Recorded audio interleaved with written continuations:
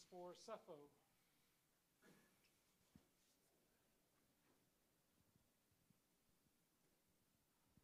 Sefo, I know you guys went into last week's game hoping to get the offense back on track. Mission accomplished? Somewhat. I think it's easy to be efficient in 1 week, but when you play a team like Washington State where they have such a high-powered offense and they score so many points no matter kind of what team they play, I think it's important for us to go out there and have another good performance this week. How are you doing physically? You took a ton of big hits there in that game. How's your body doing? Good, good. I feel probably the best I've felt all year. To be able to have the facility and the trainers that we do and be able to rehab whenever I want basically is a great feeling, and I feel good. I'm ready to go for this week.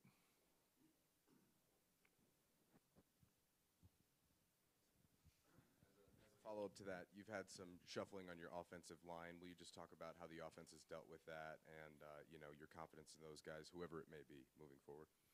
Yeah, definitely, especially last week. I think there was 3 different guys that kind of got hurt, kind of switched in and out, and for those guys that came in to step up and basically have no drop-off is great to see. It hasn't been that way in the past, and to be able to have that much depth is really there's a lot of confidence in my O-line basically right now, especially with the run game and the pass game and all that they do. They don't get enough credit for what they do, and so it's just really inspiring for me to see those guys just come in. I think especially Sully Weefels, came in on like a 3rd down and 1 on a goal line against ASU, and he came in again last week on a 3rd down, and so for him to come in and step up like that, it is really big. Sefo, Mike said after the game that you guys have been good, real good, and now it's your opportunity to be great. Do you agree with that? Did that resonate with you?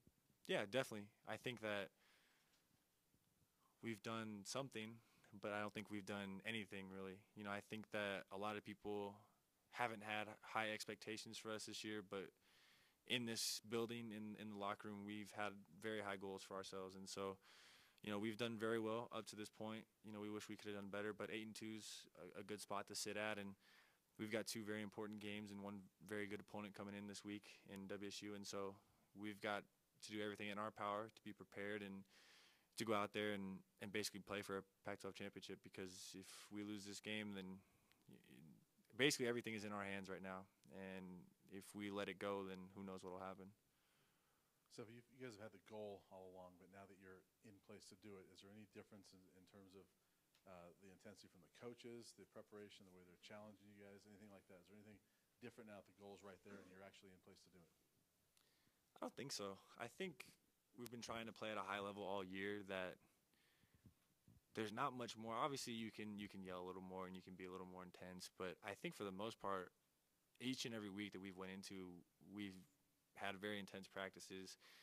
If Chev has something on his mind, he'll let us know. If Lindgren, if we do something wrong in practice, Lindgren will make sure that we know that what check to make, or what look isn't good for what play. And so we've been very focused throughout these weeks, and I know we always haven't gotten the results we've wanted, even if we've won. But it's just another game. It's another game that I'd like to treat as a championship game, and everyone else just wants to create a little bit bigger press about it now. Seth, I know you weren't going to let Jimmy forget about getting juked in Arizona Stadium, and as you said, leaving his ankles on the ground. But another captain here is a guy you're close to. What can you just say about his progression this year? And Ryan mentioned a lot of it has to do with how well the defense now understands what it's doing, and so a lot of those other pieces help him succeed. Mm-hmm. But for him individually, how he's become a pass rusher, and you seeing that position from your side, what can you say about his evolution? Yeah, he's definitely gotten a lot better since we've been here. He's played all 4 years now, and if my man could put on some weight, he'd be a very dominant force. Not to say that he's not good right now, but to see his progression and how much better he's improved over the years is great to see. If you would have told me that he would be getting the most sacks his senior year when we first came in, I wouldn't have believed you. And so to see just his progression and how well he's doing is great to see. And like Ryan said, the defense is just knowing its job now, and everyone's just doing their part, and Jimmy is benefiting from that. You try to get him to eat more, or how's that work? No, I don't try and get him to eat more. Hey, Sefo, obviously we know all about the Jimmies and the Kenneths and the Bryces and the Philip Lindsays. Is there a guy on this team that's maybe an unsung hero that doesn't play that much, is kind of maybe a glue guy that, maybe doesn't get the recognition, but it be invaluable to this team? I think there's a couple, and I'll mention a couple. I think one of them is Andrew Bergner. I just call him Berg.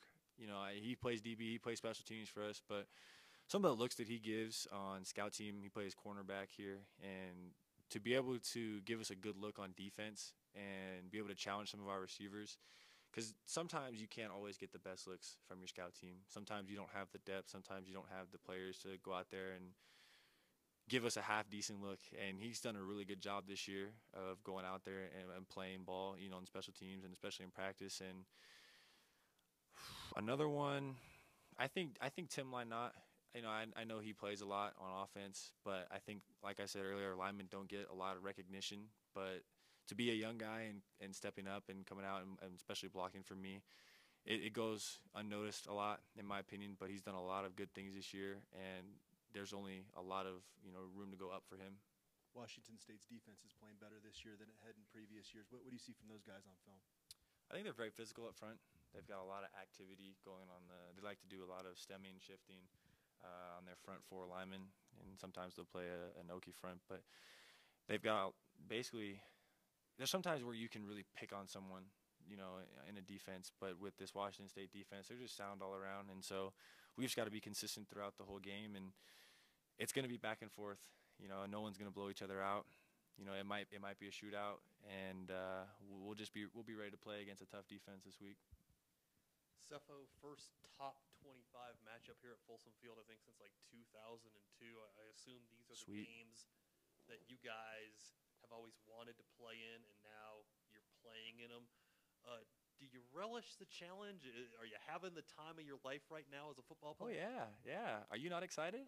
Who's not excited to cover that, and who's not excited to play in it? I mean, to be able to play in a big game, especially at home in front of our fans, who's been incredible this year, and to finally we're 8-2, and to finally kind of get over the hump, and we're not losing all the time, and we're playing for something in November. The November games matter, and so it's really important. It's really exciting. I don't think anyone's uptight. I mean, the amount of laughter, and we had a great practice today, and guys were laughing and having fun and joking, and it's an exciting time. We're just excited to play. It'll be a big game on Saturday, and I'm excited for everyone to come out and witness a good football game. Sefo, I know it would be it could be just like a funny quirk to to talk about how you guys are 9-1 in coin tosses, and maybe it's just a funny stat. But it's had a tangible effect, because there's been, Brian noted this the other day, there's been, I think, about 6 games where you guys won the toss, you deferred, you hold them on their first drive, and then you go down and score. So it's been a really successful thing.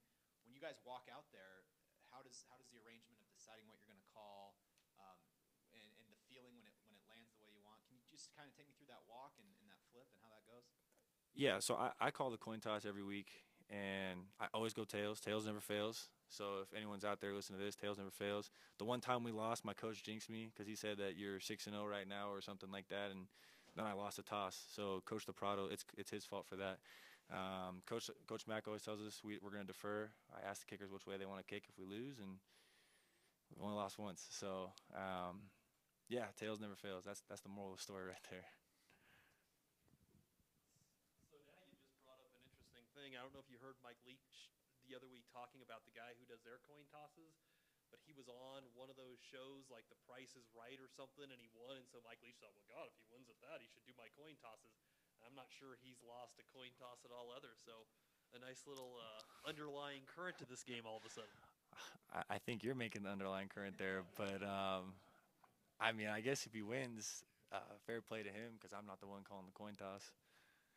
Sefo, you guys really haven't been in a shootout since Oregon, and this game has a good chance to be that. They haven't scored under 30 points in just 2 of their games this season. Just talk about scoring for you guys. You guys really looking to play up-tempo this game, and kind of what is your approach offensively, given, you were able to get back on track this last weekend somewhat, like you mentioned, but it's kind of been a slow-moving process the last few weeks. Yeah, I think we've got some opportunities to take some shots downfield. We're going to play our game, play up-tempo, and take what the defense gives us, but we need to be ready as an offense for a shootout. I mean, it's not like a secret that they don't score points. You know, you don't have to watch any of their games. You could just check the stat line and be like, oh, okay, they scored points. And so it'll be exciting. You know, the offense needs to be ready. I expect our defense to stop them, but if they don't, then as an offense, we need to be ready to score some points and get into a shootout. Sefo, we all know you guys have not been in these games here in Colorado, but a lot of you in high school were in, you know, championship games, things like that. It was several years ago, different level, but can you draw upon those experiences at all, those big game experiences, and does that help you guys at all when you get to these situations? I don't know if I can draw from high school. I just think it's a different beast once you get into college. I don't know, the linemen are bigger, the guys are faster. It's just a little different. But I think what we can draw on is the close games that we've been in the past through these last 3 years. And yes, they haven't gone our way, but I think it's helped shaped us. And in that, if it's not going our way in a close game, we're not going to back down. We're not going to be scared or worried about anything. We'll just continue to play and continue to give everything until the last whistle and that last tick, because anything can happen in a game. And this is just another big game, and we're all excited to play in it. One last question for Sefo. Thanks, guys. Thank you.